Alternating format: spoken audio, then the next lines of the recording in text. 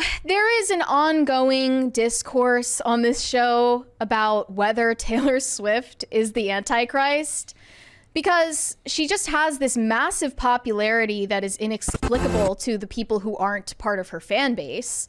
And I wouldn't say personally that I believe Taylor Swift is the Antichrist, but I bet that there are tons of mainstream pop stars that do occult rituals, whether it's in private or on stage at their concerts. And that's why this video of Taylor Swift on the Eras Tour has gone viral with millions of views. She is standing on a moving stage that resembles the Black Cube. And I don't know if a lot of you guys are familiar with this type of symbolism. Let's watch the video first. Let's watch it, and you can have your take.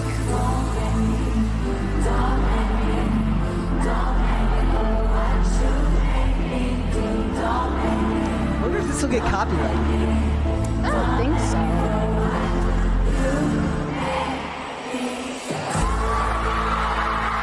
That was a good smash zoom or smash zoom out. Yeah.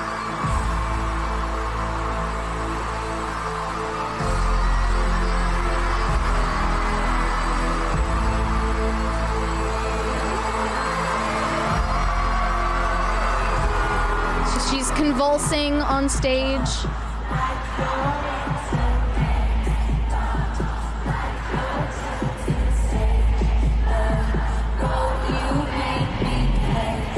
I love how low effort her choreography is, by the way. But the thing is, the stage is so intricate that's where most of the work seems to go. Right. So she's on this moving stage that at the beginning of the video, it really resembled the Black Cube, which is part of occult symbolism. I'll explain more on that, but this got tens of millions of views, and the caption is "Hidden Symbolism in Plain Sight." I saw someone comment, "Dark energy, goddess, or idol worship." These fans are participants in a ritual, whether they know it or not. Other people are saying idol worship. Masonic witch casting a spell over the crows. This is brainwashing. I see sorrow, lost souls reaching out to a false hope that will never bring them anything but pain. Now that is a bit of a dramatic way to word it, but celebrity idol worship is totally cultural idolatry in our society. Oh, that is idol worship. Yeah, in a very plain sense of the word. Now, the symbolism that they're referring to with the Black Cube, this is a symbol that is associated with Saturn, a god that is also referred to as Kronos in Roman mythology and Greek mythology. And the Black Cube also resembles the Kaaba, which is at the center of the most important mosque that is a pilgrimage site for Muslims in Mecca. They circle around it. It's this I don't really understand it. I'm not Muslim. Maybe one of you could explain it to us if you do understand the significance of it. But they make pilgrimage to the Black Cube, which is called the Kaaba in Islam, and it did look like that. That is the first thing that popped into my mind when I saw this video. And it's also seen as an inside joke from the elites that run Hollywood and all of the halls of power in society, the globalists, if you will. The who is they, though? Alex Jones? The who is they, though? They use the Black Cube, according to some conspiracy theorists, as a way to signal to each other that they belong to the club, that they're loyal to the club, and you're not in it. If you don't understand the symbolism, you're not in it. So this, in their mind, would be Taylor Swift signaling to the other elites in the world. doing that? Yeah, that too. Yeah. I mean, the triangle symbol, the eye, that they do in photo shoots, Lady things Gaga. like that. Things that signal to each other that they're part of the Hollywood cult. I don't think that it's all that far-fetched. I know for sure that whatever we're told isn't true. That's my posture toward any conspiracy theory. I don't think Taylor Swift is necessarily a Satanist. I don't think she's necessarily a witch or a Freemason or in the Illuminati or whatever you want to call it. But I don't doubt for a second that there are mainstream pop stars and actors that engage in occult rituals, for sure. Yeah. I mean, just look at the Marina Abramovic spirit cooking parties where she invites all of these celebrity friends of hers. Yeah. They're all part of something. We don't know what to call it, and we don't know exactly all that what it entails. But it exists. And it's not just this. You also had this story from Cosmopolitan. Yeah, so Cosmo is obviously one of the most notorious women's magazines. It's lost some of its cultural influence over the years, but they recently released this article titled Inside Samuel Alito's Mom's Satanic Abortion Clinic. Need a minute? No problem. This marrying of lightning rod concepts, Satan, abortion, and the Supreme Court is a lot. Intentionally so, in fact. Chalice Blythe, an ordained minister of Satan and the group's spokesperson for reproductive rights, says at this point, we don't have the luxury of trying to make abortion seem more palatable because we tried that and now look where we are. We're just going to come out with both arms swinging, completely defiant. So Cosmopolitan posted a guide for all of their female readers on how does a satanic abortion ceremony work. Patients of all faiths are welcome at Samuel Alito's mom's Satanic Abortion Clinic in New Mexico. Along with medical counsel, TST offers free ceremonial support to everyone. Abortion ceremonies are totally optional and customizable. So they're giving a full recommendation and endorsement of satanic abortion rituals. This is child sacrifice. They're not, it's mask off at this point. They're done framing this as a reproductive rights issue. Yep. They're done trying to mask this as a feminist issue. It is a religion to them. I mean, that's why we've gone from pro-choice to pro-abortion, right? It's no longer about having a choice, safe, legal, and rare, to being something that has its own cult following behind it. We see that on TikTok with people who have whole channels dedicated to talking about abortion. Not doctors, but people who make it a large part of their content, right? Right. So here's one of the slides that Cosmo posted. Once the procedure is complete, return to your reflection. Focus on your personhood, your power in making this decision. Complete the ritual by reciting the personal affirmation. By my body, by my blood, by my will, it is done. Do you think part of this is also people just trying to be as to push back as hard as they can, be as edgy as they can? Trolling? Yeah. Trying to be edgy? Yeah. I think that that's a convenient excuse for what is really actual Satanism. I think that if they can say it this explicitly, we should believe them when they tell us who they are. Yeah. Like, I don't see this as a joke. And I also saw someone tweeting about this, saying, I was mocked for saying Chrissy Teigen sacrificed her child. First, she said she had a miscarriage. Then a year later, came forward with the truth about it being an abortion that was on a full moon. I do intentionally remember. Okay, so what I mentioned to you before is I remember when that story initially came out. First of all, she was in trouble for cyberbullying somebody in DMs. I forget who it was, but she was cyberbullying somebody, sending somebody awful messages. Don't remember who, but also that her talk came out at the same time. She said it was what? She said it was a miscarriage. I remember it coming out at the time when, whether it was because of Roe v. Wade or all of these topics at that time, it was when ectopic pregnancy was a huge part of the debate, and she said she had an ectopic pregnancy. And fueled it and used it as fuel for the abortion discussion. Yeah, but she switched back and forth on that story so many times that I don't know what to believe about it. So just gonna throw that out there. That's still an open question. But since you brought up people trolling and trying to be edgy, I think Lil Nas X is a perfect example of that in pop culture. He makes a music video where he is twerking on Satan's ass. he clearly, with the Nike shoe where he put his blood in the shoe as a satanic ritual of some sort.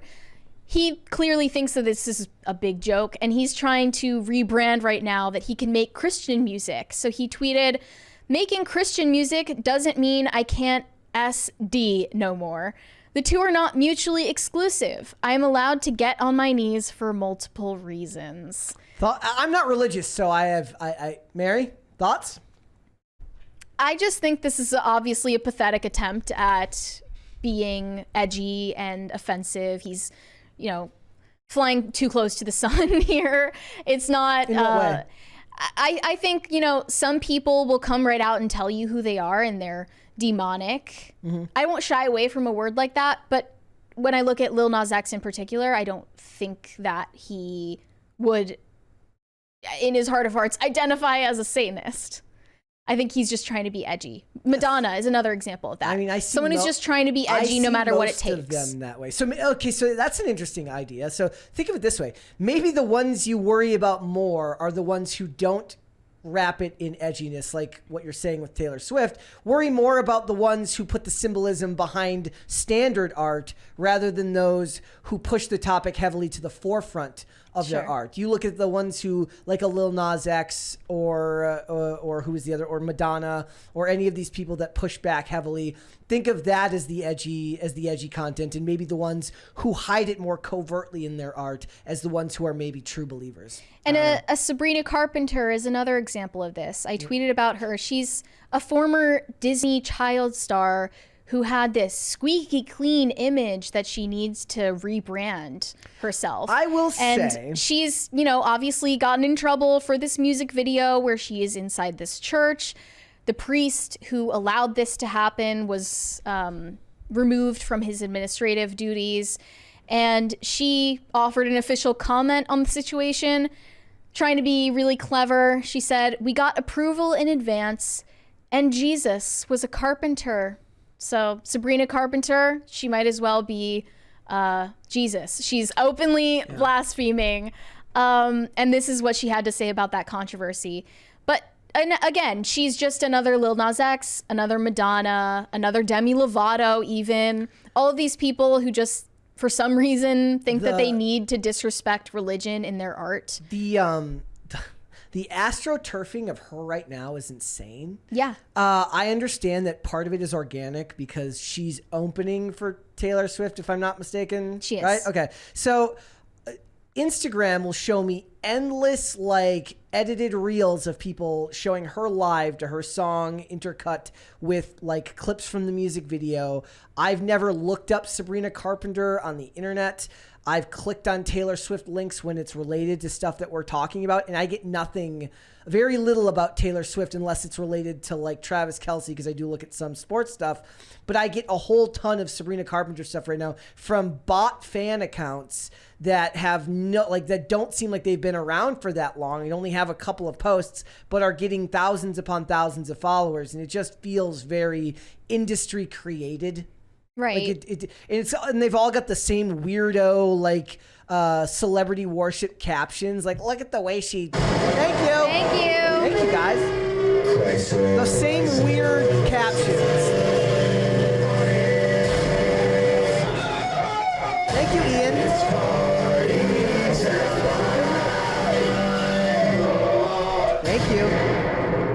Thank you. So the fact that most people still have no clue who Sabrina Carpenter is, but there's this massive push online, just seems to run contrary. Right, and speaks to how freaking mediocre her actual work is. I mean, it sounds like it's generated by AI. She does feel like the traditional female pop star. She's beautiful. She has sex appeal, but she's not super unique. But I get the appeal. Well, there's all the money and all of the production value and the intricate sets and the costumes, and she's getting this promotion from Taylor Swift now. Yeah.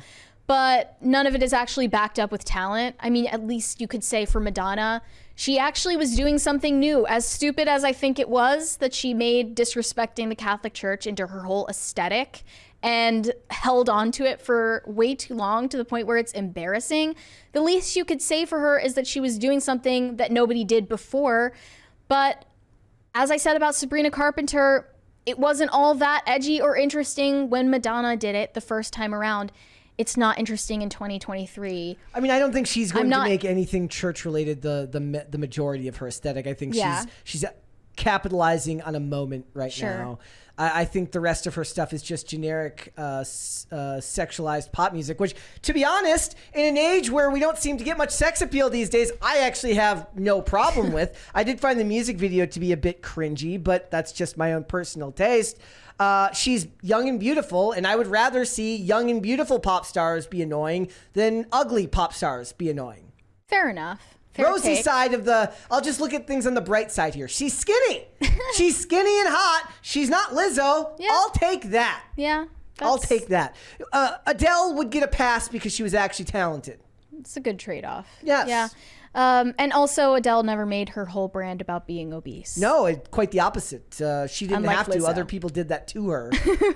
So yeah. And then lastly, I just wanted to mention this tweet that I found was gaining some traction today. Featuring some photos of people that starred in Euphoria, Sam Levinson's disgusting teenage drama. It says Euphoria was an MK Ultra project to mint the new A-list. Anyone who didn't play ball is conveniently dead. He's referring to Angus Cloud, who died of an overdose soon after season 2 of Euphoria came out, I believe. They've inserted them deep enough into the culture, there likely won't be another season of the show. The Idol press junket was a humiliation ritual to sideline Sam Levinson because he had served his purpose. And there are some pictures of Jacob Elordi and Zendaya. I would say Zendaya was already solidly A-list before Euphoria, but the rest of them, I've been seeing a lot more of Jacob Elordi. I've been seeing a lot more of Sydney Sweeney, a lot more of Hunter Schafer, who was also in Euphoria and is now in the new Hunger Games movie. And they said, the Idol is likely revelation of the method. Jocelyn, who is Lily Rose Depp's character, is positioned as a proto-religious figure, and The Weeknd is a celebrity sex cult leader. The catch is it trivializes it to make it seem like a bunch of freaks in the hills fingering each other rather than coordinated death cults a la Manson. It's crazy the way the world is going these days. It really is. Yeah, it is. And I'm not going to, sit here and not call it what it is all I'm saying. I'm not going to be called any names for saying that this is demonic. Like these pictures? That Sam Levinson's shows, or that desecrating a Catholic church in a music video, or promoting satanic abortion rituals in a pop culture magazine, or dancing on top of a black cube isn't exactly what it presents itself to be. I will say that the abortion one feels the most that way to me.